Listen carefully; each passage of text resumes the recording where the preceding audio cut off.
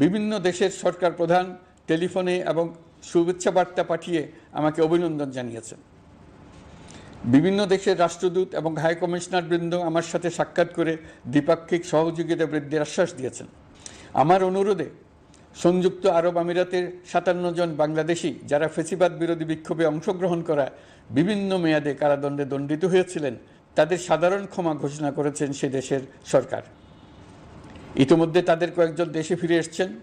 এই ক্ষমা প্রদর্শন ছিল অতি বিরল একটি ঘটনা। এই জন্য আমি সংযুক্ত আরব আমিরাতের রাষ্ট্রপতি শেখ মোহাম্মদ বিন জায়েদ আল নাহিয়ানকে ধন্যবাদ ও কৃতজ্ঞতা জানিয়েছি আপনাদের সবার পক্ষ থেকে। যে সমস্ত সরকার প্রধানের সঙ্গে আমার টেলিফোনে যোগাযোগ হয়েছে তাদের মধ্যে রয়েছেন ভারতের প্রধানমন্ত্রী নরেন্দ্র মোদী, পাকিস্তানের প্রধানমন্ত্রী শাহবাজ শরীফ। আমরা ভারত এবং অন্যান্য প্রতিবেশী রাষ্ট্রসমূহের সঙ্গে সুসম্পর্ক চাই, তবে সেই সম্পর্ক হতে হবে ন্যায্যতা এবং সমতার ভিত্তিতে। ভারতের সাথে আমরা ইতিমধ্যে বন্যা মোকাবেলায় উচ্চ পর্যায়ে দ্বিপাক্ষিক সহযোগিতার আলোচনা শুরু করেছি। দক্ষিণ এশিয়ায় আঞ্চলিক সহযোগিতা বৃদ্ধির লক্ষ্যে আমি সার্ক রাষ্ট্রগোষ্ঠী পুনর্জীবিত করার উদ্যোগ নিয়েছি। আমরা চাই আমাদের দেশ যেন একটি গণতান্ত্রিক দেশ হিসেবে বিশ্বের কাছে সম্মানের সাথে পরিচিত হয়। দেশের পরিকল্পনা যেন দেশের মানুষ কেন্দ্রিক হয়, কোনো নেতা বা দল কেন্দ্রিক না হয়।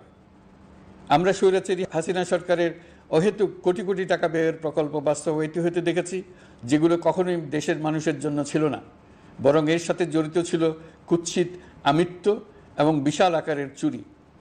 চলমান এবং প্রস্তাবিত সকল উন্নয়ন প্রকল্পগুলোর যাচাই বাছাই করার কাজ ইতিমধ্যে আমরা শুরু করেছি।